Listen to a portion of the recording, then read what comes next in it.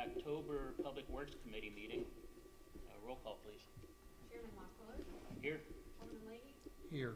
Alderwoman Tice. Here. And Alderman Wade. Here. We'll move on to the approval of the agenda. Any changes? Seeing none. Any problem with approving by acclamation? We'll do so. Moving on, we have no announcements or appointments. Move to item number 4, which is citizen comment. Anybody from the audience like to come up and Kristen, give your name and address. My name is Kristen McDaniel. I live at 8920 Madge Avenue. I think a lot of you, most of you probably know who I am. I just wanted to let you know too why I'm here tonight. Bola had mentioned I've had conversations with lots of you, lots of emails over the course of this last year about my concerns living on Madge, having a lot of new home builds around me, and taking 17 and 20 some months to build and not even be finished yet. I know on the agenda it looks like tonight you are going to be talking about residential permits, and Lola mentioned that maybe there was some conversation with Webster or another municipality that has some ideas about how to hold builders accountable for finishing projects in a timely manner, which I'm hoping is the case or something that can be discussed. So, I don't sometimes understand the different groups and who decides, that a builder gets a permit. I know that's done through the planning and development committee, as I understand it. And it boggles my mind how a builder keeps getting permit after permit when he doesn't finish anything he started, and he has multiple projects around Brentwood. So, it would be nice to know how that happens. I know that there are at least 4 families I know who have started building with Jacob Goodwin, you all know him, and have had to halt their projects, gotten out of their projects, and break their contracts because they're taking so long. But every time that happens, it halts a project for months, and these homes are just sitting there not getting finished because they're tied up in lawyers and courts, and it's just that prolongs everything. So I'm hoping we can find some ways to keep this from happening and get these homes finished sooner than later. Thank you. Anyone else from the audience? Mm-hmm. Citizen comment? Hi, I'm Jane Torres, 8710 Rosalie Avenue, Mr. Wade's Ward.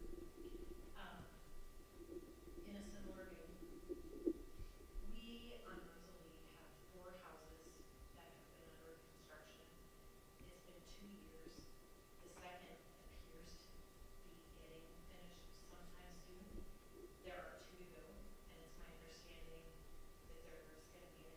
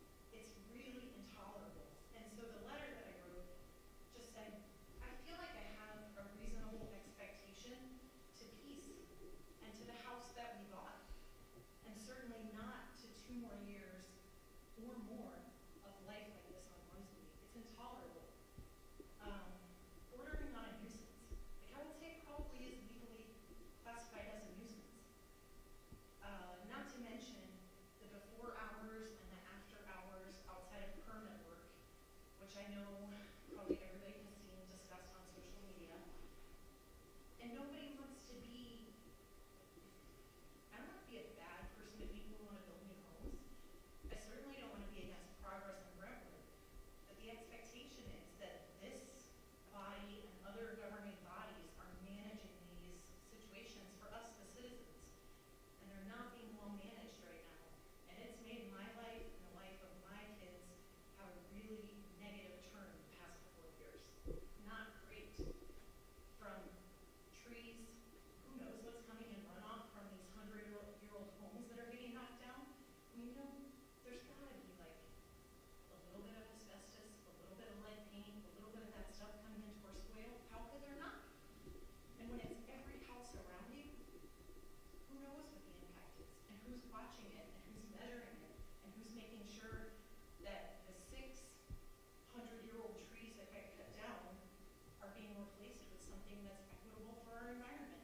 You know, the only tree that I've seen planted is a Japanese maple that stands about 3 feet tall. That's certainly not an even exchange. So I'll wrap it up because I could go on a long time. The sidewalk project coming to Rosalie certainly should be evaluated in light of, one, all of the construction on the street, two, all of the utilities issues from the build, the water leak, I think Old Faithful at Swim Club Lane and Rosalie is not amended. It seems like we can't get a handle on it. I don't know, maybe at the point of inception, the sidewalk project on Rosalie seemed to make sense. I think now maybe there are better focus areas. And I did look into ADA compliance, and I, again, love ADA compliance, love inclusion, we love that in our neighborhood. Right now, I'm not even sure if the grade on Rosalie, that it will ever be ADA compliant. That's one thing that I read about. And then two, if there is continued construction, right now the sidewalks, the brand new, newly minted sidewalks, have like between 4 and 6 inches between them and the grass, so you can fall off the sidewalks.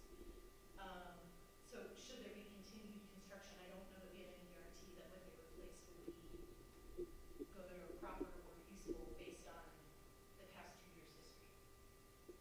That's my piece. Thank you, Jane. Anyone else?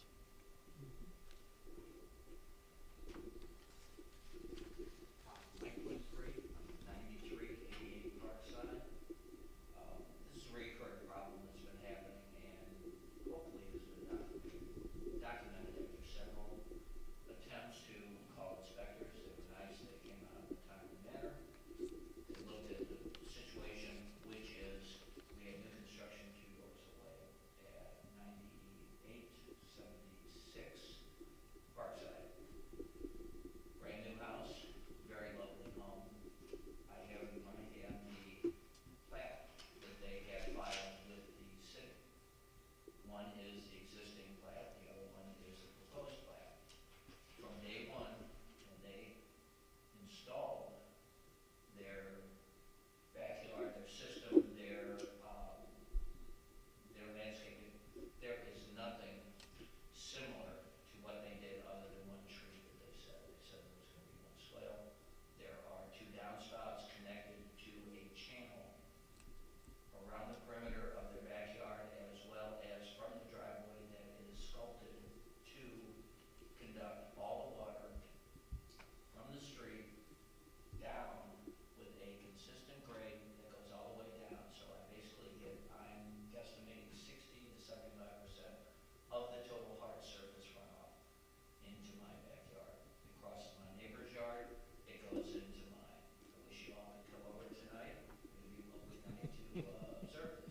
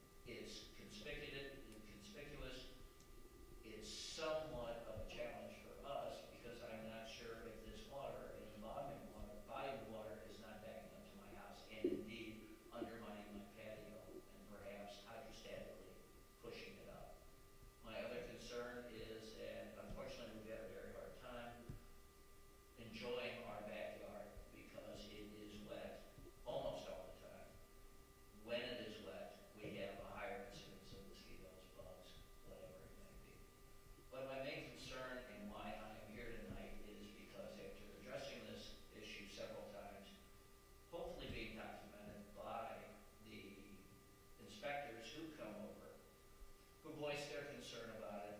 Steve's predecessor, I think his name was Norm perhaps, came over and said that Brentwood rules and regs said that you cannot have a discharge of water closer than 10 feet to any property line. He came over, he talked to the neighbor who was up above, came back and said, well, there's nothing we can do. Because this is a neighbor who is another house east of the new construction, who has chosen to vent and discharge all his with a retaining wall and drainage and drains that come out, go downhill again. That's not my concern tonight. My concern is newer construction where they proposed one thing and they did another. So I don't want to tell you guys how to do your job. I just want you to do your job. And since this is a matter of record, and it is something that was woefully misrepresented, I think it's time that you all have a meeting to them, re-review their plan, because not only is the driveway a source of discharge, but they have 2 downspouts on the back of the house, which again take all the roof water, take them down to a pop-up drain, and again are placed in the channel, which goes right down. The channel consisting of impervious material underneath 3 to 4 inch rock. They might as well have poured concrete to accommodate their needs. Their yard looks beautiful. Mine, most of the time, swampy. So I'm just, again, I'm not telling you how to do your job. I just want someone to do the job. Thank you. Anyone else? All right, we will move on. Report of committee members. I have no report. Andy? I got a question for the Parks Department. After Brentwood days, we collected all the trash cans down at Brentwood Park, and there are no trash cans between the railroad and the parking lot. And yet, when we have the ball games and everything down there for the Parks Department arrangement, there's no place to put the trash. So could we get some trash cans put back down by Brentwood Park to handle the trash from the cars that are using the facilities, please? Is that it? That's all I have tonight. Yes, sir. Nancy, anything? No report. Brandon? We have a Ward 2 meeting next Thursday. The engineering firm that's going to be doing the Rosalie sidewalk work will be there to hear, feedback from residents as they're putting their plan together. That's it. City administrator report, anything? No report. We'll move on to department reports. Lisa, I think you have something regarding stormwater and drainage. Yes, let's see, I guess it was back in August, the city engaged Horner and Schifrin. Is this all right? Okay. Engaged Horner and Schifrin to look at stormwater requirements with the city, and in particular, problems that were mentioned tonight, issues. What do we do with some of the infill housing, and are we following what requirements we currently have on the books? Is there anything else that we should be requiring? And then there's also other objectives to having them study this, meaning that if we come up with requirements, how do we review these plans? How do we make sure they get constructed then in terms of what the plans they give us and are sealed by an engineer? And then finally, how would people continue to maintain if they're using various techniques or methods for stormwater? How do we try to, I don't know about guarantee, but how do we try to make sure that they stay compliant in future years to come? So that was kind of the objective of hiring Horner and Schifrin. We had a kickoff meeting with them back in September, and all I can do tonight, we were going to have Christy Wilson come and kind of give a report and an update where they're at with the project, but I wanted to just kind of go over what the objectives of hiring Horner and Schifrin were. And they have given us some materials for us to review in other municipalities that have come up, I think, with very constructive, creative ways. But I don't think that we're going to find a foolproof method to deal with all drainage problems here in the community. I think it's more of a question of just trying to reduce the impacts. And then the other thing that keeps coming up with the meetings that we have with Horner and Schifrin as though, again, we have examples of problem, or of properties that seem maybe to worsen because of new construction around them, it still is evaluating just a small area in a larger watershed. So even though we kind of see that things might be more project-specific or driven and causing those impacts, it really still is something that may have to be looked at a larger picture, which may mean the city might have to get more involved at that point. So, do you have, oh, I thought you had a question. Finish, please. Okay, so that's the objectives of the project, and like I said, they've given us materials to look at from other communities, and have started giving some ideas of what they think they might recommend. We're trying to get the project pretty well completed by the end of the year and come back with some recommendations. As part of this process, though, because Mr. Winfrey was one that spoke earlier in the meeting, at that kickoff meeting, we had thought about, instead of us just kind of expressing what we've been witnessing or observing, and then the residents, would it be beneficial to have case studies, if you would, to kind of work through? And then again, you know, did we follow everything that we were supposed to with what's on the books? What could have maybe been done differently that could have helped mitigate some of the situation? So we actually chose to, one was a site in the 9300 block of Parkside, and then the one that was referred to tonight, and then also in the project that's going on in 9300 block of Pine. So there were some findings that kind of came from those site visits that Horner and Schifrin made with staff, and that's again what I really kind of wanted Christy to review. But I think again it kind of outlines a few things that we've already touched upon tonight. What we require up front is just general topographic information and contours and so forth. And what we're looking at currently is just, is there going to be, because of the new construction and maybe additional impervious surface, are there any changes to the drainage paths from the site? So how we would get into more detailed information is if we probably really would require drainage calculations. We don't, right now, again, there's nothing on the books that says for individual or residential projects, we would be getting drainage calculations to review. We do that in the case of projects that involve more than 1 acre, and that's in our code that we should be doing it in those circumstances. So it doesn't mean that it can't be done for the new construction here on these residential lots. So that's something that we are looking at as well. But I think, you know, it pretty well says that we're following just the requirements that we have right now. And, the way that we would get there is if we would go ahead and have these drainage calculations and require that, which means that people, if they wanted to keep building in Brentwood, would probably have to go ahead and have a site plan that would really kind of be designed by a civil engineer and run the drainage calculations. Then we would have to have an engineer that would verify that information. And then again, like I said, we would have to make sure that it's then constructed that way. And so I think if that's the route that we choose, we could do that. And that's just kind of where we're at right now. But again, we're looking for recommendations probably in the next, in December, the December meeting. So would Nancy be coming back for November, or would it not be till December? Christy Wilson, I hope, yeah. She was supposed to, when we had the kickoff meeting, we asked her actually to be present at the October and the November meeting. So if there were questions you had as this project moved along, or again, it would have been probably beneficial again to hear some of the comments that were made this evening. But yes, she'll be here at the November meeting as well. Okay. And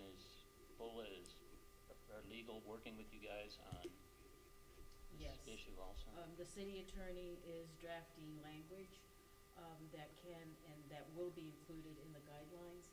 He believes that it might be important for the city to codify that, and what that addresses primarily is maintenance and indemnifying the city, because as he spoke this summer at the Public Works Committee meeting, that existing conditions, water flows where water wants to go. So he's looking at the point of view of protecting the city legally. So we will have something for the committee to consider in November.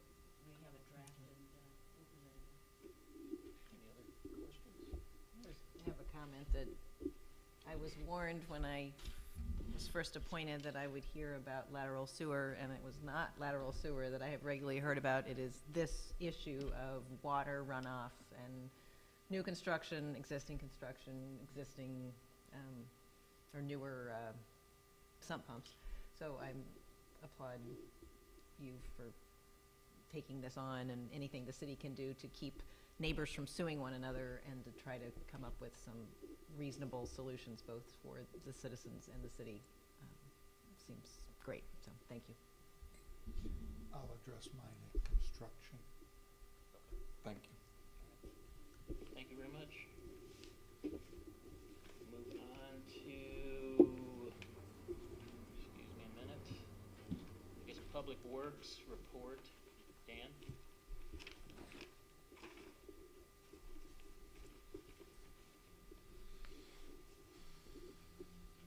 Regarding the crosswalk. Yes, this one will be a little easier. As you recall, we put in a pedestrian crossing system over on McKnight south of Sonora. That particular one is a blinker sign. And at that time, we were asked to look at other makes and models. So there's actually two other ones that are available. There's a rapid flash beacon, and then there's also a round beacon. So within your information, there's drawings that shows the two different styles the TAPCO makes. I was going to go with the rapid flash beacon, and this would in particular be located between Memorial Park and the YMCA. So it'd be for assisting anyone crossing Strassner to get from one side to the other. Operation-wise, it's the same as the one on McKnight. It uses a solar collector, flex energy. There's a radio signal. When you press the button, within less than a second, it sends a signal to the other side, and a rapid flash beacon's pulse. So that anyone going east or west will see a sign flashing on either side of the road. You know, the question becomes, which one is, I guess, the greatest preference? You know, they're basically the same price. I talked to TAPCO. If you want a round beacon, it would be mounted above the diamond or the pedestrian crossing symbol, and would be on both sides of the post. If you want the rapid flash beacon, it's shown in the other drawing where it's actually below the diamond, and it's got two sets of LED lights that pulse side to side, kind of like the crosswalk on a railroad crossing. So, what I plan on doing, we already talked about some means. We could do a budget amendment, transfer one of the other items that we didn't spend, and we have more than enough to cover the cost of this signal system. I spoke with YMCA, they're in support of it.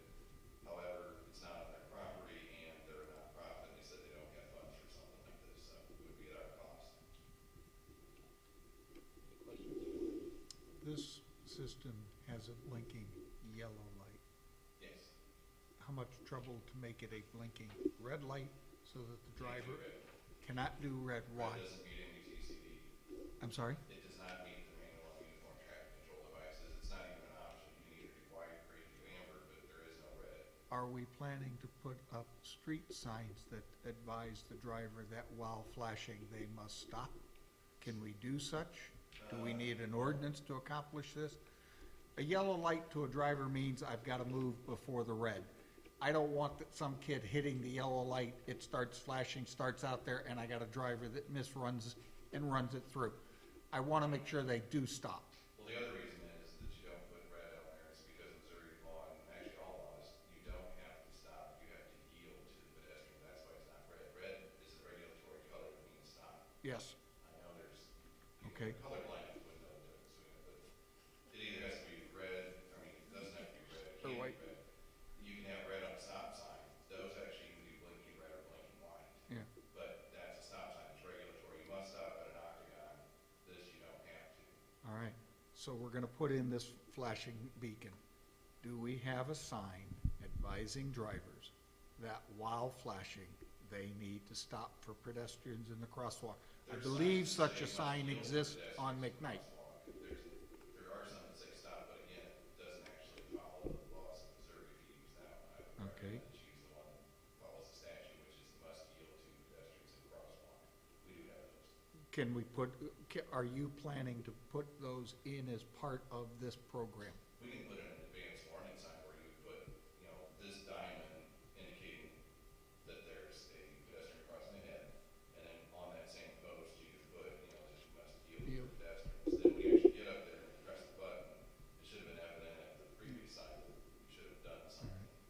Bola, do we need to put some type of ordinance together to enforce such? The last thing I want to do is have some kid get hurt and somebody go, why didn't we think through this? Should we have something? An ordinance so that if someone hits, Fails to Fails to yield to the pedestrian, that the police have a way of we can responding. definitely talk to the city attorney about that. If you would be so kind, if I may make that recommendation. Anyone else? Dan, were you still trying to decide between the yellow beacon? There's two different types you I have. do know the committee had a strong preference. You know, I was planning on going with the rectangular rapid flash beacon, which is the red. And I remember Alderwoman O'Neill had mentioned, well, could you put something more high level, but that's subjective. That's why I got the drawings from TAPCO. It's supposed to be, you know, at the dimensions that are on the sign drawn. You know, you don't make adjustments on the fly yourself. You go with what they sold you and you put it in that order.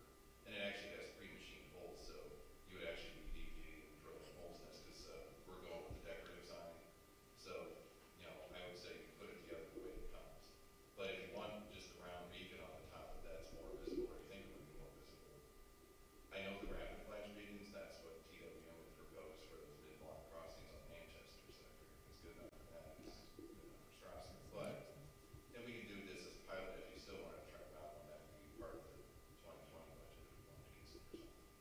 So, I just need a place in order, I'll have to So, do capital. we also presented this to Ways and Means, so what did Ways and Means select? Ways and means is fine. They approved it. Flash. Do we need a motion for you to I think- proceed or no? Don't I think so. The money's been allocated. Yeah, money's been Ways and allocated. Means approved it. It was just one last check for me in case somebody said, no, I don't want that, because once I order it, it becomes mine. It takes 4 weeks to manufacture, and a week and a half to put it together. We can take a vote in support of it. Is that all right? If we don't need to, who cares? All right. I can't wait to see how it works, because Yeah. I'll be asking about it for Litzinger probably soon, if it looks Mm-hmm. good.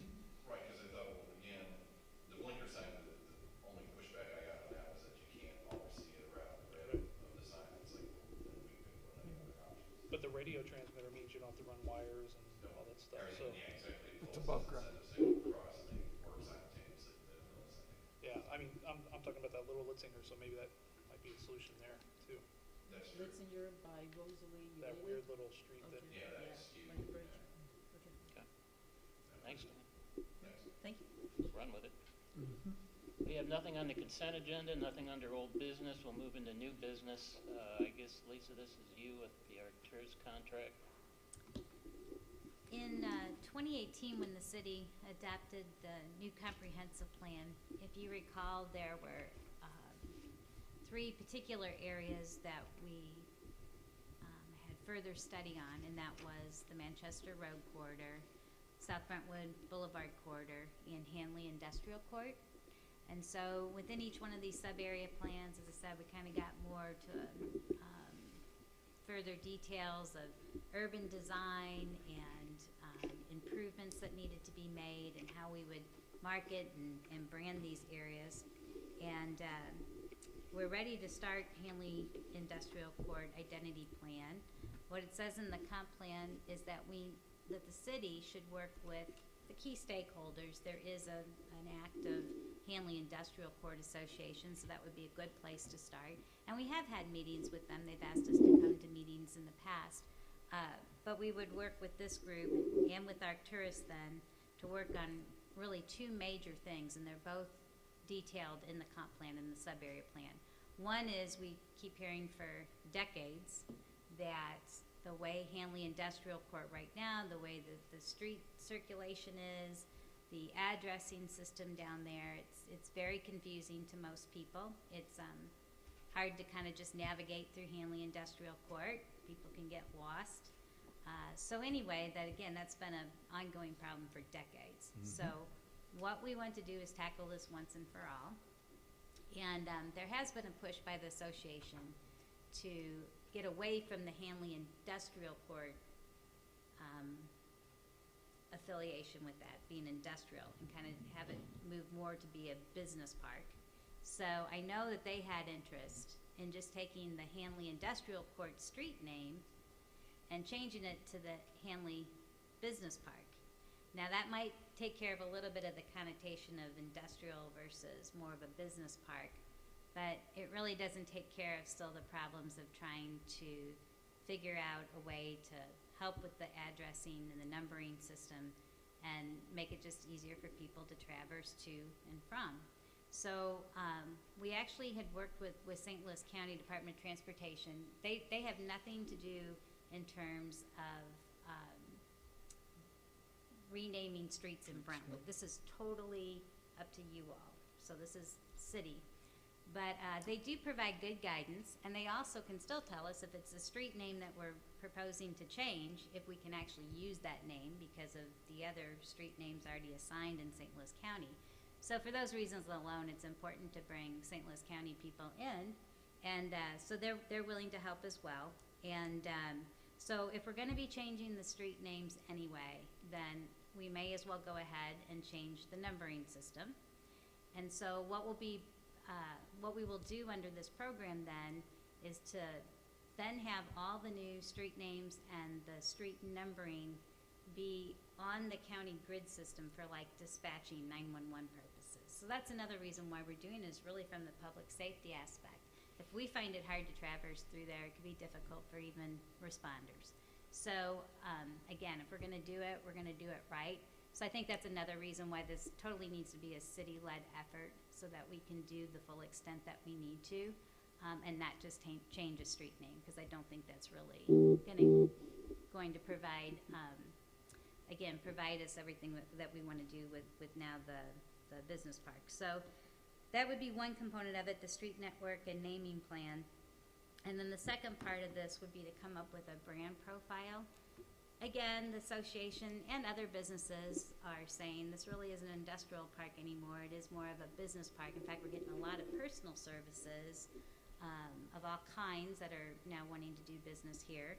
And so trying to do that transition from kind of an industrial to more of the business park setting, we'd like to help with that. And we, again, would like to do some branding. We'd like to come up with a new name for the area, whether it is Hanley Business Park or we come up with something else. But just much like we did with Brentwood Bound, and Arcturus was the company that helped us get to Brentwood Bound. If you think about it in that respect, with all the different moving parts of Brentwood Bound, if we ever tried to explain what was going on, it's kind of hard to do with just, without having some kind of area, like a name to identify with it, and with the marketing and the branding of Brentwood Bound. So it really is the same thing we're trying to do here with Hanley Industrial Court. So the contract, again, it will be staff driven. We have a design team, so we will be taking the lead on this, but I do want to make sure that that you're comfortable with that we are going to key stakeholders in Hanley Industrial Court, and we're going to get their input from the get-go on this. But these things will have to come back to you in different steps. Again, just even renaming the streets would be by ordinance and things like that. So, but I think it's a very important project to undertake. I don't think we have the wherewithal to even do it ourselves, and plus just also our work volume right now. So these are kind of the branding experts. I think they did a great job with Brentwood Bound. I think they're going to do a phenomenal job with Hanley Industrial Court. So I hope I was able to give you a little bit more of a broader essence of what this project really is for, and why we feel like we need some professional assistance. Will they be working on signage also? Yes. Entrances, please? Yeah, so just like they're helping us when we do the Manchester Road improvements, and part of that, those additional streetscape enhancements are helping with the design of those. Same thing, we might come up, because I think what we want to create in Brentwood is have overall like this cohesiveness that you're in Brentwood, you've left Brentwood, but within Brentwood to still have very also distinct districts. And so just like I think Manchester Road, after the flood mitigation and the redevelopment, you're going to recognize that as a district and a place to be. And really we want to see that the same for Hanley Industrial Court, as well as we want to work then also in the Brentwood Boulevard corridor. So Any questions? Andy? Before you get into a contract with artists to do this, has the Hanley Industrial Court Association done any formal voting and decisions with their own group as to doing and moving in this direction? The 2 times that we have addressed this problem with them in the past, their own members told us they did not want us changing streets and addresses and numbers because it cost them to change everything, and they didn't want to go that route. So before we go enter a contract saying, let's go do this, I think their association has to tell us they're on board with this effort. Otherwise, we're going to upset a business district. Sure. So I would say. Have they or haven't they? So I definitely would say that we've got support from, I keep saying key stakeholders. But the Hanley Industrial Court Association, I don't know how many members they actually think they have. When I'm invited to their meetings and when I've worked with them in the past, there's usually about 10 people. So anyway, I mean, they're definitely on board with this. But are we going to get every business and property owner 100% to buy into this? We're not. I mean, it's going to be a challenge. We got enough So- feedback the 2 times before to tell us to leave it alone from their own group. Second request, I do know that they own some of the streets and we own some of the streets. So within this court association, can we define who the majority precipitant is? Is it their group that has control over this court, or is it the city of Brentwood that's the major shareholder that works this, so that we can at least clarify that as a relationship? Well, I mean, we've already initiated some aspects of this project. So we already know, for instance, that we're going to have to come up with 7 new street names. So Of regardless those 7, if how the many ownership- streets do we own? So I know there's been over, again, decades, this whole, like, well, there's some private, there's public. I don't know if we're ever really going to be able to. Why is that such a hard question to answer? We spoke to the city attorney, and I believe I referenced that in board docs. Mm-hmm.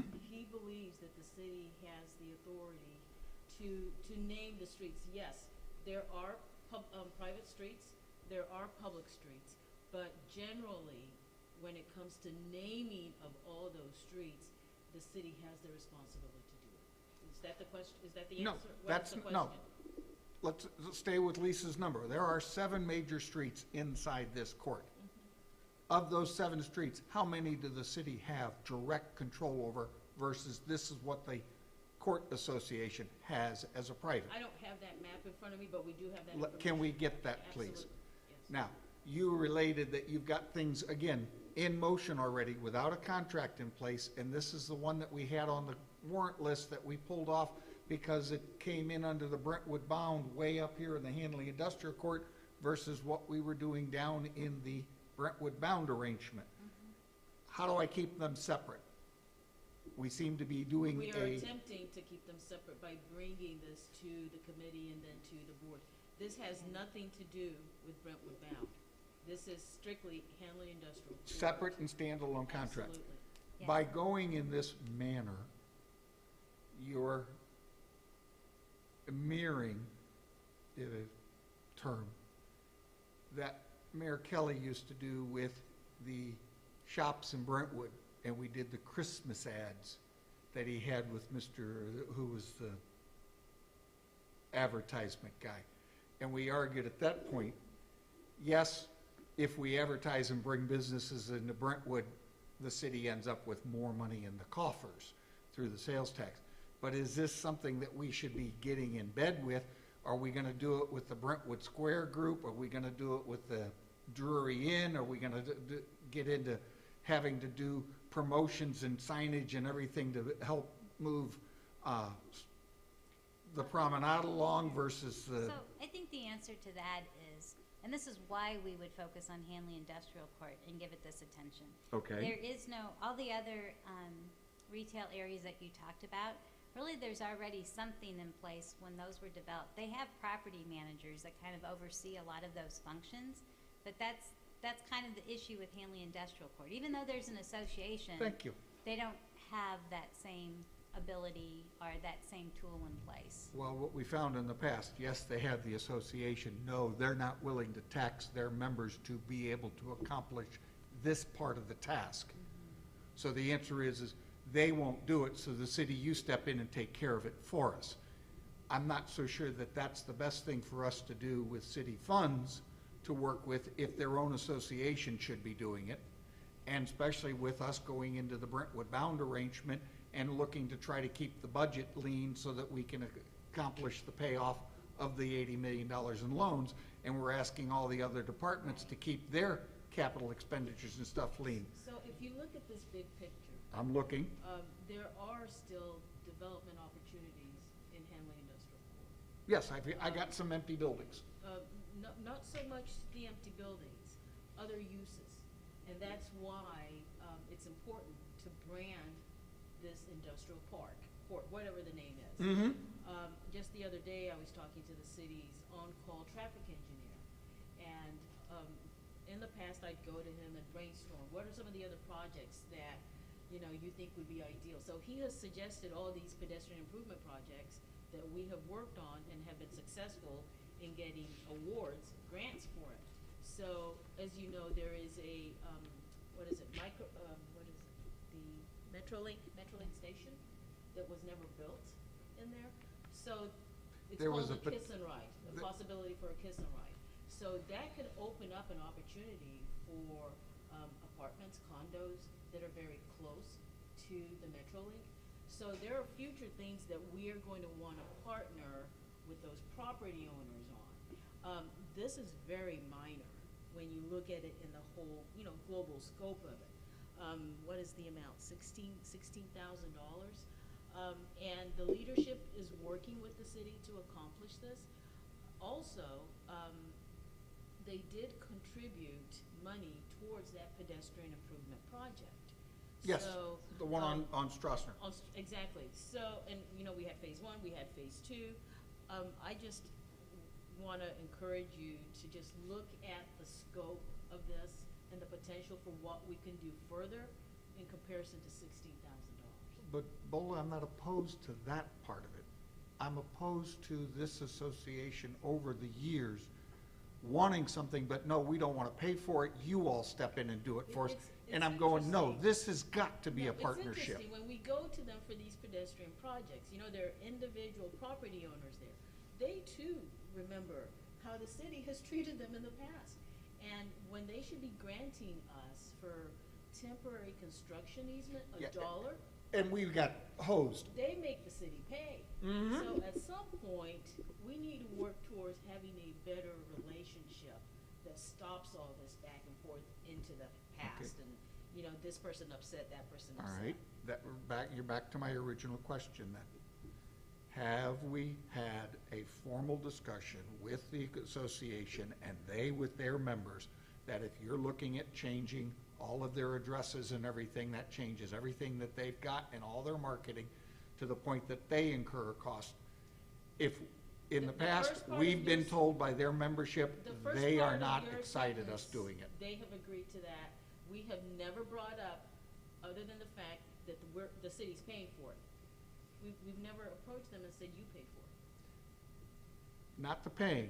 I want them on board with, you're looking at changing streets know and that. addresses. They know that. I want them to tell me that their membership is on board with doing that. In the past, their membership has killed us both times we've come to them with this. And I'm surprised that here we are the third time. Brentwood, let's get into a contract for this, to have us go into the contract, to go talk to them and have them come back and I say, don't know, when the no, city we don't changed want the it. name of the street to Strassner, the city didn't ask them whether they wanted that or not. The city imposed that upon them. So, right now, Lisa has a good relationship, as I do, with the leadership group, and they support what the city's trying to do moving forward. But if we have to go back and say, okay, once again, we want you all to survey your membership, it just slows this project down even further. It's a matter of making sure. I don't want the two parties fighting with each I've other. Let's communicated do this- something I've in communicated this cooperation to with them. each other. I've communicated this to them when they told me that we have come up with the name. So, but if the committee wants me to go back and say, we want you to absolutely have all your membership vote on this, then we'll do that. Haven't we had that signal sent by We have their leadership already? multiple times. then the answer to the question that I ask is, what is that result from their membership? They didn't tell me a percentage on the. Then I have no answer. I didn't ask for that. So, so Okay. again, I guess one thing I want to make mention with the 2018 comp plan, because again, we decided to do a sub-area plan of this. I would say we had probably 4 meetings, just in small groups, with who, again, the group of people that call themselves the association. But that is not like a property manager. A property manager truly does have control of everything that happens in Brentwood Square. So they don't have really, I guess, they're not empowered enough to be able to pull this off by themselves. But they did, and this is what they came up with. This is what they wanted to see in the comprehensive plan, and it's what the community wanted to see. So in essence, I even think that, in answer to your question, was already showing support for us to move forward with this. I mean, this is directly from our comp plan and our sub-area plan. So that's how we're to this point. I fully agree with you. The city has done some of its due diligence because we are looking the comprehensive plan for long-term, where do you want to go? But you got to do it with them, with us, not against us.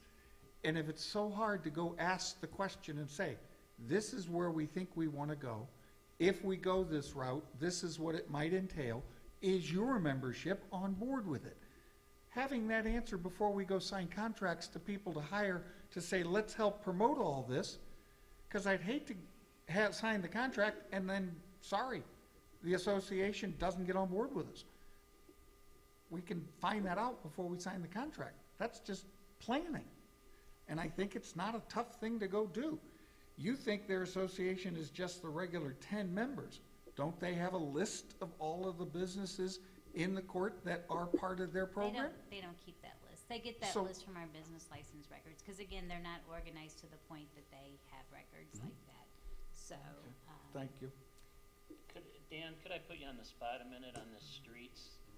I think since we maintain a lot of the streets in there, do you have a grasp at what percentage of the streets in there are public versus private?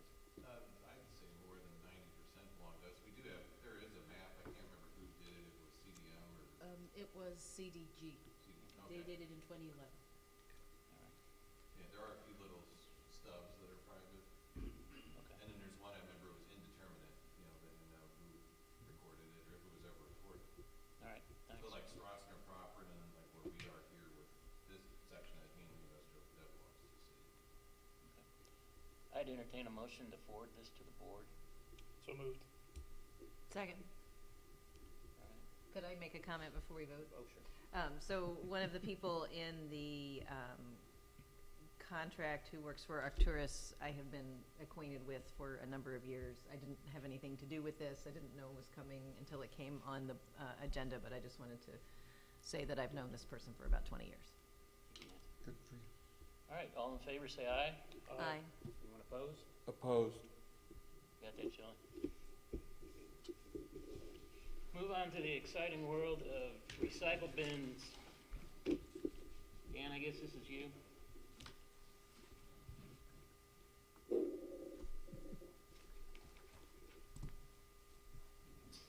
It's this time every year that we look at our inventory and we purchase more recycle carts.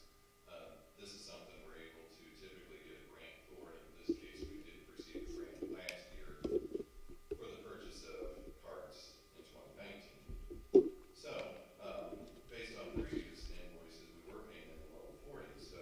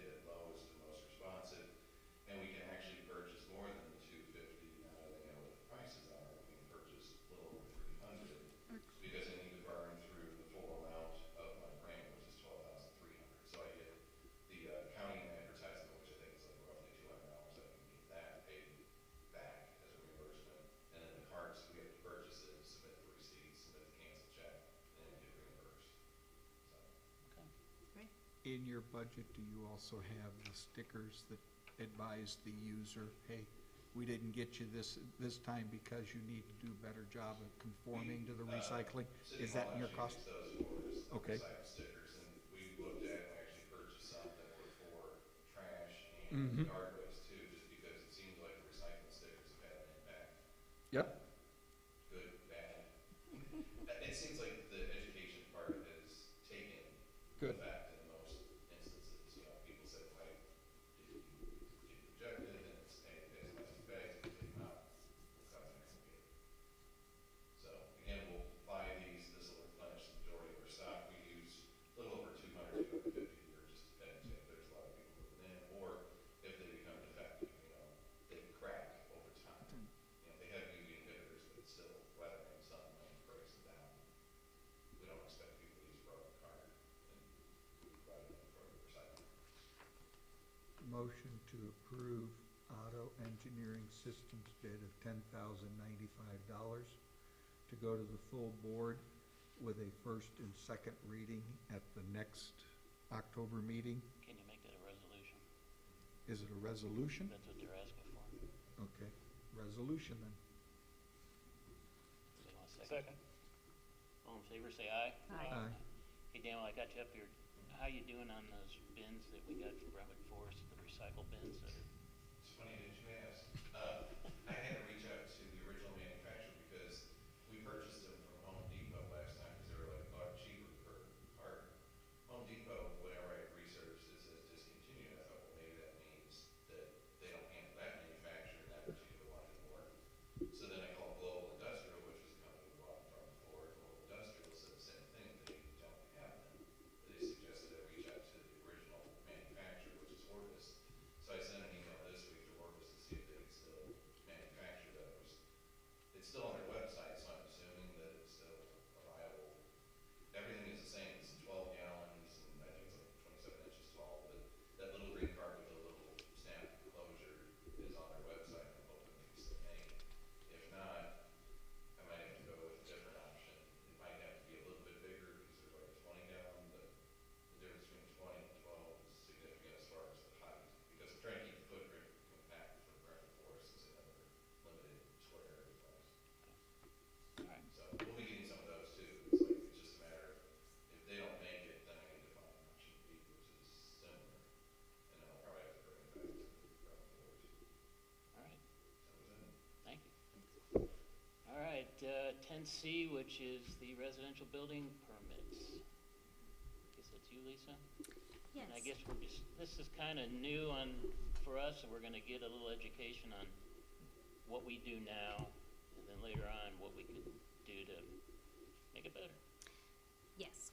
So the two pieces that we pulled together for you tonight was, one, we hear this about the projects taking too long. We recognize that ourselves. You know, it's longer than what I'm used to working in other municipalities. I'll say that, you know, straight up. So I just arbitrarily picked January 1st, 2016 and said, let's just start by tracking the last almost 4 years and see if this is the length of construction is maybe more contributed to one particular builder. Is it with all builders? To what extent are these homes really getting built? Is it well past a year or what have you? Just so we could kind of get, you know, a feel for that. So that's what we put together with this table. And now this again would just be permits that were issued for new construction, single-family homes. And then we thought what would probably be of interest to you is not only to figure out how long it took from the date that the permit was issued to when the permit was finalized. And how I would describe that is not when somebody's maybe occupied the structure, but again, when we were there, conducted the final inspection, it passed. Somebody could occupy it. So that's how those dates were established. And then we thought that another interesting item that you'd want to know is if it's been past a year, because that's how long these building permits are good for, if we granted an extension, and or if we went ahead and actually revoked the building permit for various reason, and then issued a new one. So that's what this table represents. And I think overall, it does show with any builders we have in town, there seems to be quite, a little bit of a lag time here for new home construction. Now, some of that again is because of actually the homes themselves. These are custom-built homes, very nice homes. There's a lot of elements to these. And also, in kind of defense to the builders, it's getting pretty difficult to find people in a lot of these trades, and maybe especially for custom work. I'm not using that as an excuse, but generally I would say that's some of the reasoning behind why it seems like everything kind of takes longer here in Brentwood, and probably other communities very similar to Brentwood. So, but yes, I just wanted to go over that anytime the initial permit is good for 1 year. But what we also gave you is anything in our existing codes that we have to follow and apply. So if you look at the very first sheet under section 400.1150, it clearly says that building permits expire 1 year after date of issuance, and that application for renewal must be made by the applicant upon expiration. But then note the word unless, and it says substantial construction has been initiated and is being pursued diligently towards completion. I love some of these words. I mean, some of it's a little bit, arbitrary if you ask me, diligently.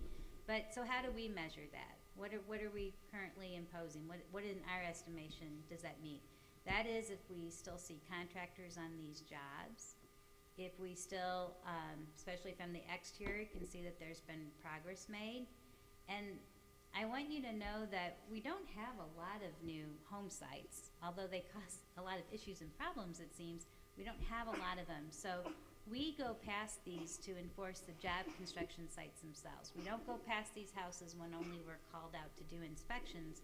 So with these routine pass-bys and so forth, we are looking for these things. If contractors are on the site, if there's progress that's been made to the exterior.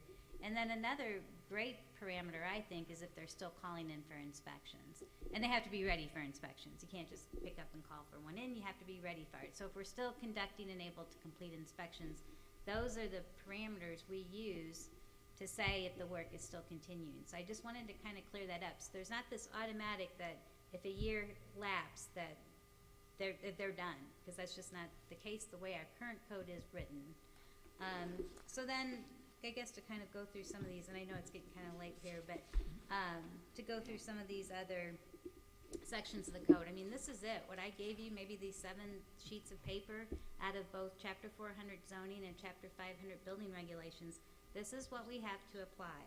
So for instance, still in Chapter 400 under building permit applications, I'd probably point out to letter C, and it's a long paragraph, and I'm not going to read it, but for a long paragraph, it really doesn't call out for a lot of special or detailed information. It doesn't say that we have to have civil sets in order to issue a building permit. It doesn't say we need drainage calculations to order a building or to issue a building permit.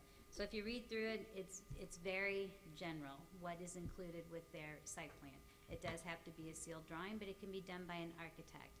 And again, as I mentioned earlier, what we're looking for in terms of drainage is just really if the drainage is going to continue the way it was before, then again, I mean, there's always going to be some passage of drainage from one property to another. Not everybody retains, and that's, you have to respect just still kind of natural drainage ways. So that's what we're looking for, again, is a past change and so forth. So if we can build this up and make more requirements here, then we stand by ready to, apply those if we can. So that might be one section we want to look at. We do have this contractor in good standing, but our estimation of what a contractor in good standing is that they don't owe the city any money. It doesn't say anything about the quality of work. It doesn't say, again, you take too long to build homes. It specifies it's 2 sentences, right? It just says no more permits if you owe anything in taxes or license or fees. And then once it's paid, we're still obligated to issue a permit. Doesn't have anything to do with how many other permits you've already taken out. We just can't arbitrarily do that. I mean, especially if nothing's here that says that that's what we do. And then it also says, in the case also, a permit will a permit, okay, a permit will not be issued to any contractor who is currently under a stop work order by the Department of Public Works even. I guess that would need to be changed to Public Works, doesn't have anything to do with that. But a stop work order is gonna be something, you know, that's very severe. If there's mud on the sidewalk, we tell them to go clean it up. Next time you do it, we'll take you, you know, we'll go ahead and issue a ticket and we'll see you in court. So that isn't enough though to issue a stop work order. And it's aggravating, but if there's those kind of offenses that we would try to post a stop work order, I think all it's gonna do is mess up contractor schedules even more and just delay these projects even more. So, let's see. If there's anything else I wanted. Yeah, and then just only other section we really have is about the contractors and the license fees. And that's about it. So this is really in essence. So I know you were given a copy of Webster Grove requirements. So lightweight, heavyweight. And I'm not sure about some of these things in here, but I mean, I'm not ready to say if this is all good or all bad. I think the way this is written, it certainly needs a legal review. And we've started that, right? I think The city attorney is So- reviewing this at present. Okay, good.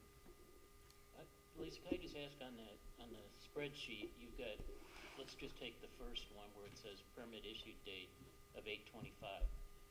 Now, is that the building permit or does that include demo?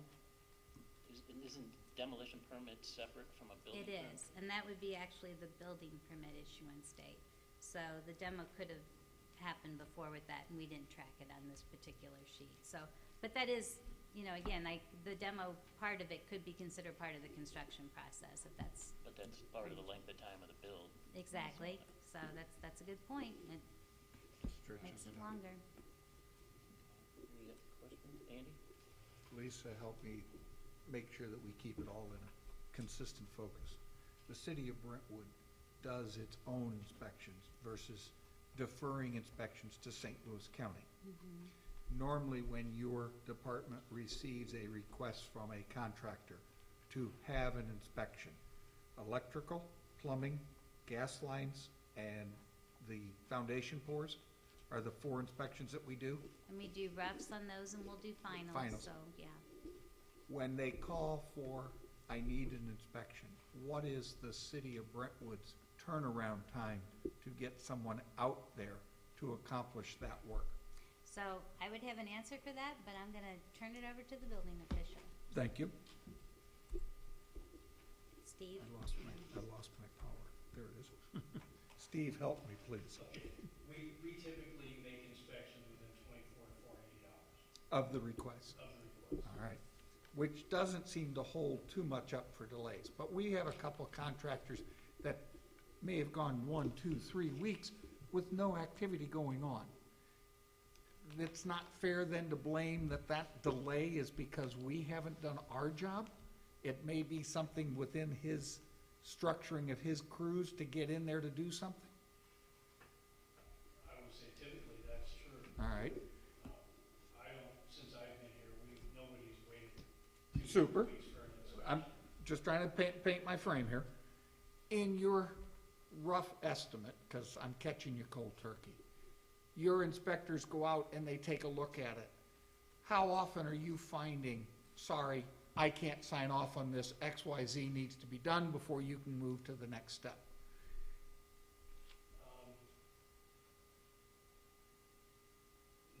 I would say 80% of our inspections pass. 80-20 rule. Typically, if there's an issue, it's usually minor. But he still has to get it fixed He has to get it done. and get another inspection in to go with it. So we may run that full week now to get it resolved, because he too needs to get it done so he can close up a wall or do whatever, fill the ditch or whatever thing to work with. I would say a lot of those things happen same day, Okay, because they don't want to wait either. all right. Let me take it to the furthest extreme. When you're doing an inspection on a property to work through, and you find a non-code violation, walk me through what happens and what's the least case and the worst case scenario. What we usually do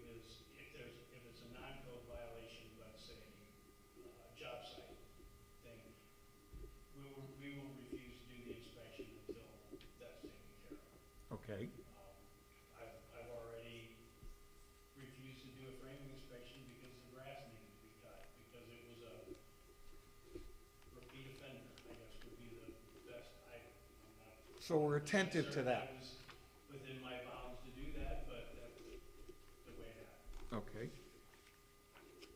In your efforts of doing the inspections here in the city, do I have a contractor or contractors that are problem children in the way of meeting our codes because of whatever I reason? don't think we Yeah. want to get into specific. I'm not getting names. I'm just trying to find out what we deal with from the city side as to interrelating with us and contractors. I think you can put that together by just looking at the spreadsheet. I'm looking at the spreadsheet, and most of it filled the year to just a couple months over it to work with. A lot of them had no extensions. But I'm trying to work through, how does the city address a potential problem with a contractor?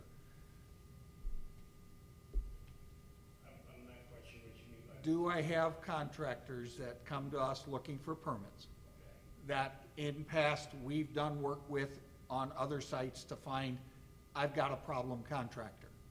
Do I have such critters? We have contractors who seem to be making the same mistakes over Okay, and over. and your inspections get those corrected before they get to the next step That's correct. to work with. But I don't have a contractor that says, hey, issue him a permit, I know I'm gonna get a house that doesn't conform. Oh, no. No, they all conform, I mean, to the best of our ability. I'm not, Okay. We've had in the last 5 years, a couple of complaints that have come to the board where what was proposed and what was built don't match. Now, my question being is, and I know we had one gentleman that poured the foundation in the wrong location, and we found out it was a surveying error. The guy staked it incorrectly, but he did tear it up, put it back down, and got it poured correctly. But I have Mrs. Ryan who says that what she got as a next-door neighbor's project was nothing near what she was told it was gonna be. What do I tell the residents on how to address something like that? Is that a fair assessment of the assignment, that I am getting projects built that don't match what's been approved? Steve was not here when that happened. That was back in 2011, 2012. Okay, so I'm And going, that issue was completely different in the fact that the building official had made an approval of changes to the site plan without taking it to the committee, and that was dealt with and resolved, and we have never done anything like that since. thank you. Michael brought to our attention this evening in his paperwork, this is what you approved, this is what I've got. Obviously, we've dealt with this concern. How did A and B, or is it a misinterpretation of what's in front of us? So there hasn't been many cases, but there have been some. Humans that are if involved. So either if they come to us and say that, hey, I have to make a revision to this elevation, or we get out there and all of a sudden, in 2 days' time, and then we get out there for the inspection, something's changed. We've made them go back to ARB. Okay, so yes, because I have humans involved in the formula, I do get different interpretations and stuff, but we are addressing them as we find them in a rise. And the same thing has happened with a few variances, which I think was your other point when you mentioned about setbacks. Yes, So with errors of either the surveying, those are unfortunate things. And the board can either approve those or they can deny them. And, that's maybe a discussion for another day. Again, we don't have many of those, but if something like that has happened and we detect it, then that does have to go back to, or that does have to go to the Board of Adjustment. Monday night, we approved moving the Boca codes up to the 2018 version versus the 2009 that we were under to work Right. with. And at that time, I questioned, our inspectors are up to matching the requirements to inspect to the 2018 code.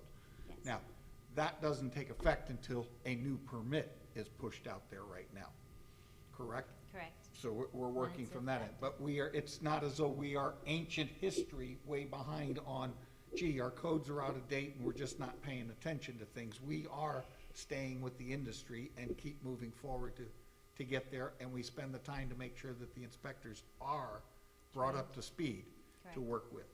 So from there, it's down to the individual interpretation of what I'm seeing, that I've got complaints from the residents that it's not happening the way it's supposed to. I've got the contractor that says I'm doing it the way it's supposed to. I've got an inspector that is looking at the code saying it's right.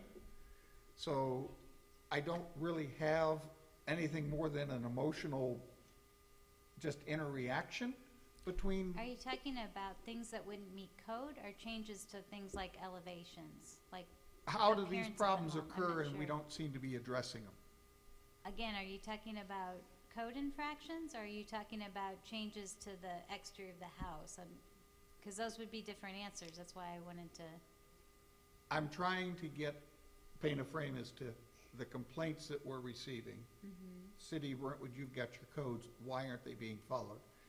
And working I through, don't think that's not the issue here. The issue is the length of time these are taking to get done. I don't think that's come into play here whatsoever. both of your residents that have given you emails have addressed the fact that your contractors are not following code and that things are not taking too long because of that issue. I'm trying to dissect to see if the complaint is true and valid. I agree that there is a problem with, I'd love it to have construction done as quick as possible because nobody really likes to live through construction. Now, but if the contractors are doing everything they're supposed to be doing, and the city's doing reasonable inspections in a timely manner, and we are getting things done to the proper codes, the fact that they are taking too long realistically then has to fall on the shoulder of the contractor and the buyer of the home that is paying for the construction. And those two parties have to resolve. I'm not aware that I've got a buyer that has complained to the city that something's gone wrong with my building getting done in a timely manner. I've got the residents telling me I don't like dealing with living in a construction mode. And I'm trying to make sure I understand the complaint. Could I talk? I'll yield the floor. Okay, may I just, so, I'm a little confused by what you said, because they're enforcing the codes. Yes, they are. The issue is not the code enforcement, the issue is that people are taking too long to build things, and they're not coming back to finish the work. So, they might run the electric the right way, and they might frame the house the right way, but it sits for a year before they start, and then it sits for months and months in between when they do anything. And so my concern, and I talked to a resident the other day who had just given up because the contractor didn't finish his yard, the addition to his house, it's not on this list, but didn't finish the house. They left debris all under the grass, and so he was trying to funnel out his water, and he rented something from Home Depot and realized he was gonna break the equipment because the builder had left all this debris in the yard. So I think even though they're enforcing what we have as a code, our codes don't address the problems that our citizens are having. And so looking at something like what Webster Groves has could really help us to address the problems that are going on. so in that case, just so I can educate myself, was it a situation where there were still those problems, but these people were issued occupancy and had moved in, or did they just basically take their project back from the builder, and then they were left to do These with people, I these think, things? lived in the house during the construction. They just took it back from the builder and realized the builder was never gonna finish it, so he put on siding. So this was like an addition or something, Like an or some work? addition, yeah, Okay, yeah. okay. So, I mean, I think this stuff, so, like, I read through the Webster Groves, regulations, and those ordinances are much beefier than what we have in Brentwood. And so, you know, if you go past a year, then you pay more, and then they hold, and this may or may not be what we want to have in Brentwood, but looking at this, I'm really pleased that, It's a Mr. start. O'Keefe, it's a great start, and I'm pleased that City Attorney O'Keefe is looking at this and moving forward. So I'm actually curious what the timing is, for that, and will we look at this again next month, or what's? Yes. Okay, okay. Lisa, when a builder comes in, is that $75 the only skin they got in the game for that fee? for the contractor's registration, if you do, yes, if you wanna work in Brentwood, everyone registers as a contractor and pays that $75 fee. That's not the building permit fee, but that is to register to work within the city limits. What's our building permit fee, how much is it? So the building permit fee is assessed based on the construction costs that they put in the building permit application, and remind me of the formula? It's $6 per $1,000 of cost. So on average, what does that run usually? Homes that are being built, the size homes here, probably run between $1,800 and $2,000, $2,200 on. Okay, and that's non-refundable, that's the permit fee. That's the permit fee, that is not refundable. Do we require any type of performance bond or insurance or anything of that nature? No. Do we, is there a completion deposit or anything of There that is nature? not. Okay. All right, Brandon? So I think we're getting kind of confused, the building code and the municipal code against public nuisance, right? So what is our policy or what is our practice for like proactively going and inspecting and making sure that there aren't public nuisance, mud on the sidewalk, fence in somebody's neighborhood, you know, blue stuff coming out of the toilet? So the things that are in, I would say they basically are gonna fall in two areas of our code. Either the nuisance chapter, which is 220, and it has probably about 22 nuisances listed, and that's where most of our code enforcement, the things we write up, come from. Things that are a little bit more related, though, with job sites and construction will be found in chapter 500, and there's actually a section of the code that talks about job construction sites and how they are to be kept. So that's a lot of things that we cite on the builders.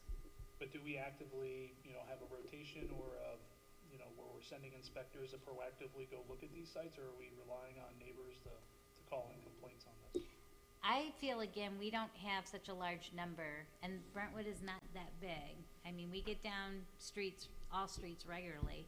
So there is active, just driving past the job sites. It's not there that we're called for an inspection. If we're on to another appointment, we still look at that job site, because we hear the complaints. I mean, so we want to stay in front of that. And then, I mean, and we do. We give them when there's mud on the street, clean it up by the end of the day. Make sure your workers don't leave until, you know, they get it done, kind of thing. I mean, I don't think I think we try to stay after them, but obviously, you know, we don't have to live next door. And that's still where you get aggravated of it every minute of the day. So I do sympathize. I truly do. But we are proactively looking at these sites every day. So one of the pieces of feedback I heard was that we didn't have enough inspectors. Do you feel that that's true? To proactively go out and monitor and make sure It's these aren't public hectic, and when nuisances? you throw in the summertime, I mean, our jobs are somewhat seasonal. I mean, we have definitely enough to keep us busy 365 days a year. But summer comes and it's tough, because not only do you have more of the building activity obviously going on during that season, but then combine that with just a lot more offenses when it comes to yards and weeds and grass and trees and everything else. And so it's tough, you know, and we could probably use more enforcement help.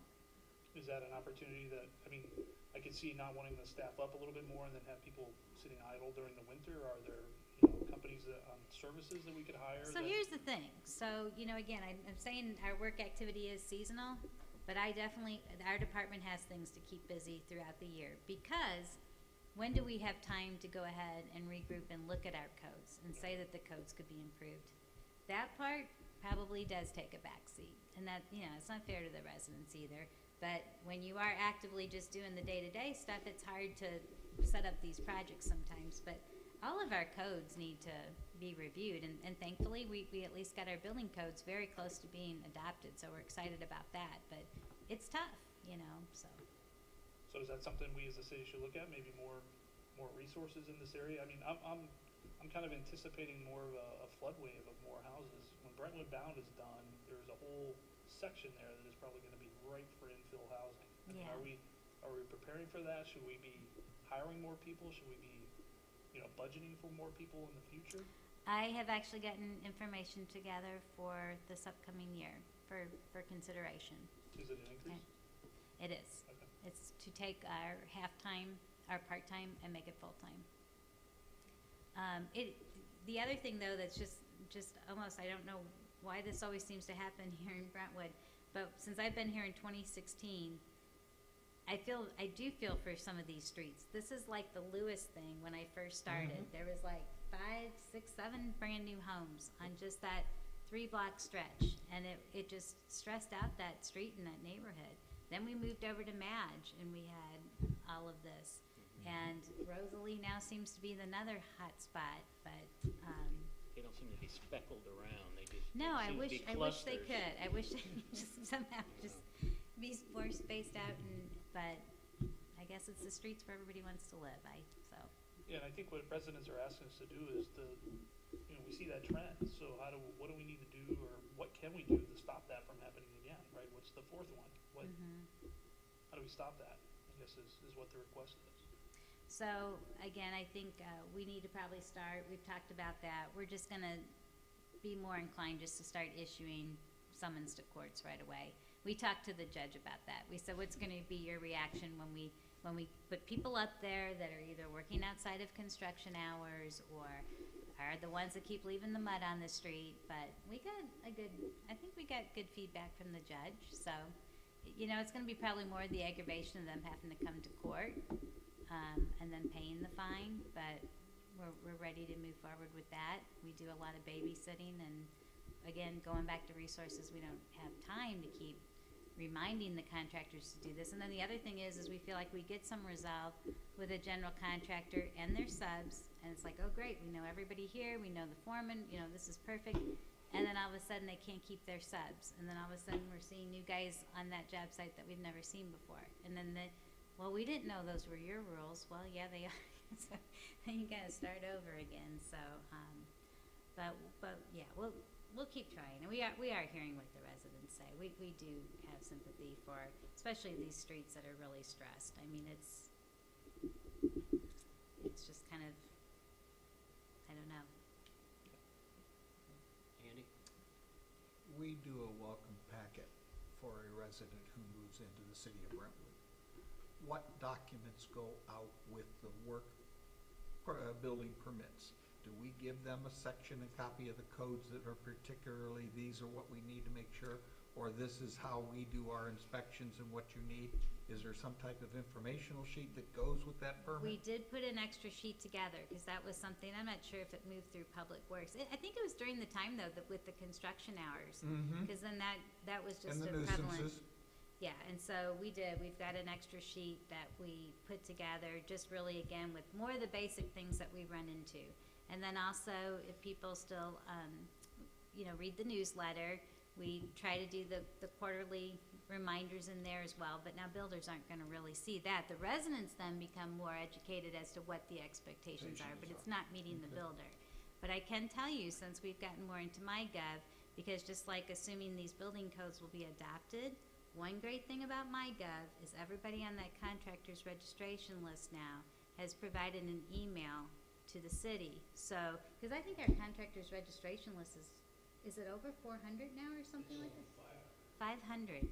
But with email addresses, I mean, we can at least be doing more blitz about reminders of things, and that's another thing we'd like to, certainly spend time on, and because at least then if we have to get after them more, they can't say they didn't know or they didn't hear. So. Any other questions? So just for clarification, the next step is we're gonna get the attorney's opinion on the Webster, and then talk about this, is this next meeting that we're gonna continue talking about this? Okay. All right, thanks, Steve. Thanks, Lisa. Move on to another round of citizen comment.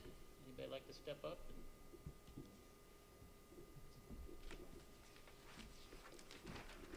So many things.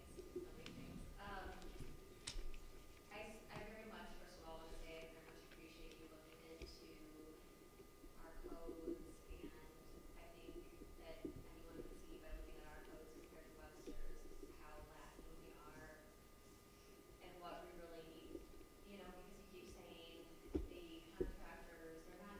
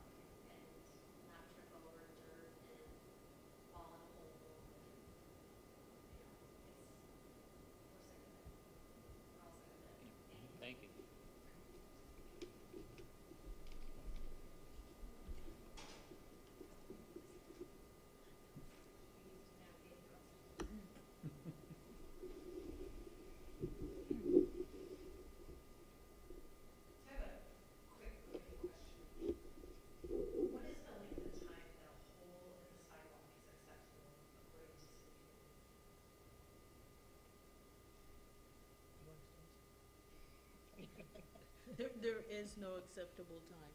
As, you know, we drive around, if we find it, then staff will program and come out, hopefully within 24, 48 hours. But if the resident finds it and tells us, it's the same thing. Of course, I want to defer to Dan to see whether he agrees with what I just said. Yeah, I mean, depends on what the problem is. We've had poles next to sidewalks that were created by sewer laterals, and until you fix the lateral, you don't fix the sidewalk. There was the one on Anna Lee, last year we had poles in the street, and that was due to the sewer lateral collapses, but it also took down the sidewalks. So it just depends, I mean, where specific, I mean, we could, Well, so on the daily drives in the last 3 months, nobody's noticed that an entire square of the sidewalk on Rosalie on the west side is missing. It's got orange construction fence around it, and there is no way to pass. It's also the part of the road that has the sign that says low visibility, and there's a dip. Mm-hmm. It's also on the part of the road where kids have to walk to get over to the crosswalk at White to go back and forth beside Brentwood to school. Why So don't in you give, terms of- I don't mean to interrupt, but why don't you give, before you leave, give Dan that address? I've so he given can- Mayor Dimmitt that address. Yeah. I will shout the address from the mountaintops. I have called the police on ordinance violations. Well, the only reason I say that is it could be a utility that just has dropped the ball, so we, But it's never ending utility that drops the ball. So when American I hear. Water. What? American Water. It's not American Water. hey, I lived on Madge while they trenched it for 2 years. We will take a look at it and Yes. address it Okay. tomorrow. Yeah. I'm just really and truly, if this is progress, then let's make our city better. If it's not progress, then it's risk. And let one kid get hurt on the city of Brentwood sidewalk and sue the city, and we all suffer. Let one kid get hit on Rosalie because they're walking in that limited site area because there's no passable sidewalk. Water. In front of the It Williams puts house. us all at risk, and I really do care about the city. I'm not just trying to be a naysayer or a complainer or somebody who has nothing better to do than send Steve running from hillside to hillside. These are real problems, and it's not an emotional response. I am emotional about it. It's not an emotional response, it's objective. Is there a hole? Is there not? Is it safe? Is it not? Is it noticed? Is it not? And I would say in every case, like, I don't buy the story that the daily drive-through is cutting it. I don't know if there's understaffing. I don't know if it's because it's that double-edged sword of Brentwood. We all love it, so we give everybody a little slack because we're the city of one. And we're suffering at our own hands. I don't know if it's a code situation, you know? I didn't buy a house in Western Rose. I don't want to be Western Rose, but they have better laws, then why don't we copy them? There's a problem, and it's an objective problem, and it's not, I wasn't privy to the data, but I would definitely say that when you're evaluating builders, there's a little bit of a shelving going on, where it takes less than $10 to form an LLC in St. Louis County. Mm-hmm. So if you have 5,000 contractors on your list, I'd be really curious to know how many of them are the same people. They've just opened repeated LLCs. I would also be really curious to know if we cross-check our contractors against CaseNet to see how many outstanding cases are against them for collections and for monies owed to workers. That seems to be a problem, and it's out there, it's public information. I would also be really curious to know why we're taxing the police force to enforce these ordinance violations. That, it seems extreme. That seems like an extreme use of the police. That seems like something we should be able to manage on visual inspection. That's- And if our city That's what the police, they enforce our laws. Yeah, but it would be nice for it to not get that far, right? It seems like, That's more adversarial. yes, and it seems like maybe a waste of their time. You know, we've done a lot of training and things that are not, yep, there's mud on the sidewalk, yep, there's a hole in the sidewalk. Yep, it's 6:35 and they're working. That seems like overkill, and I hate that that's our only line of defense on enforcement. I also heard a lot in the code, and again, I haven't seen the Webster codes, but I would really be interested in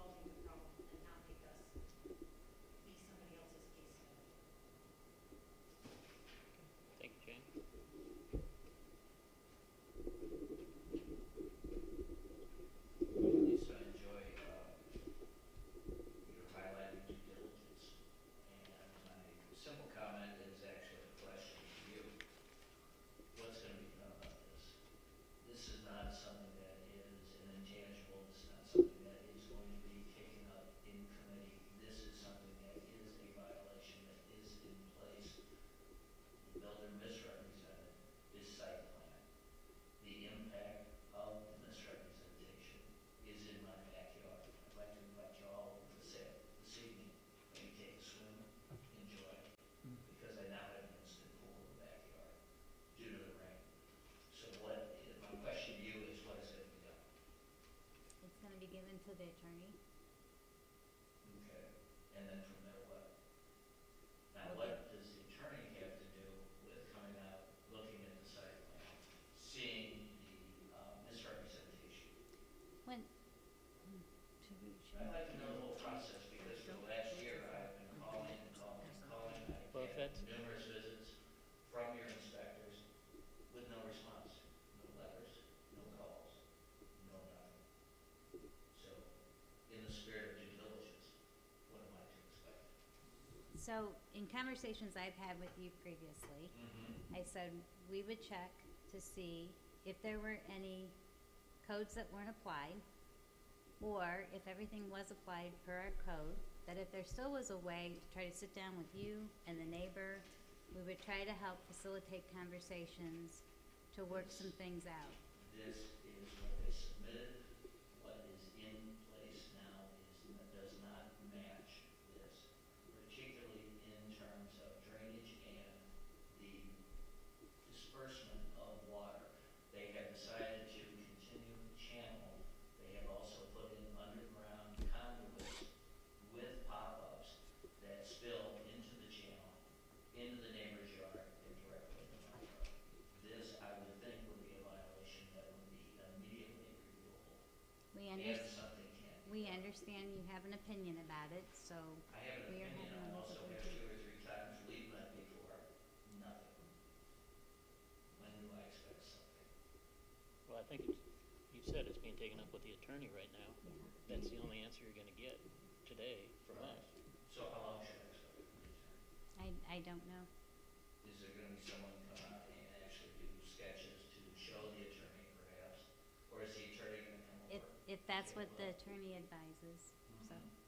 But this is open-ended, there's no response, I mean, there's no definitive timeline that I can expect from you all after having called, have called you numerous times to come out, to look at the same thing with absolutely no response. Again, I know you have an opinion of what you says has happened to your property, that it hasn't been built to those plans. Again, there's information that we don't require, like drainage calculations. I heard you say tonight that you think that there's, well, It's not the calculation, it's the misrepresentation of the drainage in general. well, I know, but I hear you also give estimates of what you think you're receiving, your property's receiving from runoff and things like that. So I don't know what work you've done either, so Mike, you're not gonna you get just an have answer to. here Okay, tonight. let me reiterate again.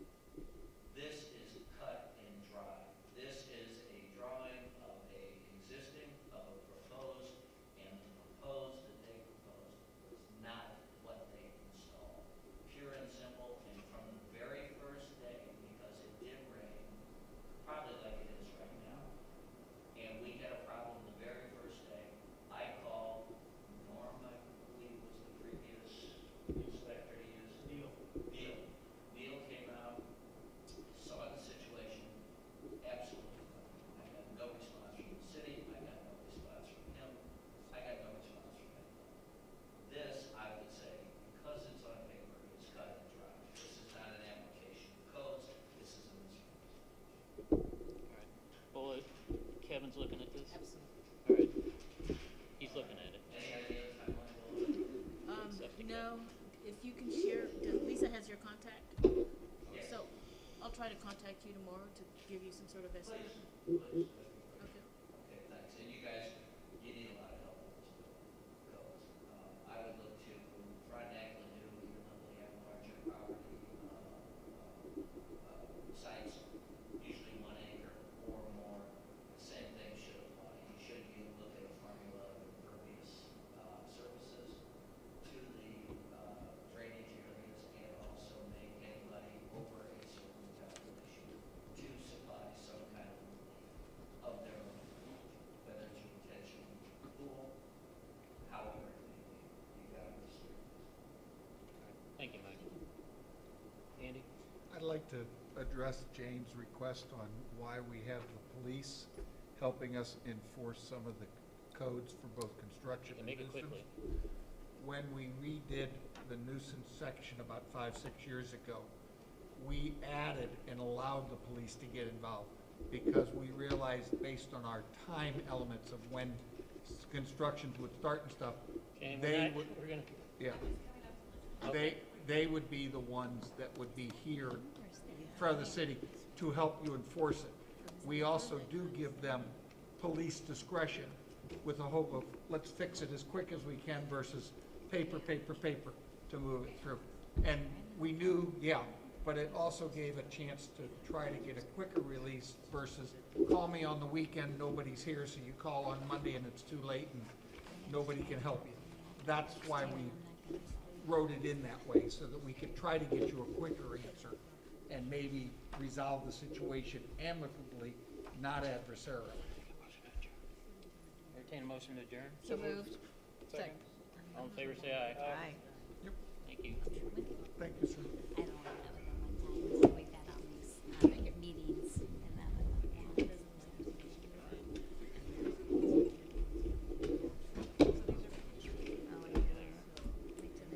What time is he gonna get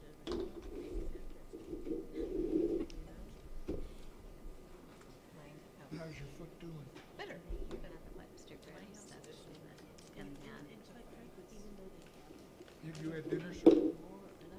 We were supposed to about half hour ago with my Me wife. too, that's why I started texting in the middle, I'm like, yeah, go ahead and eat it. I said, wait till My wife 7:30. told me she's gone till 9:30. Are you gonna be okay getting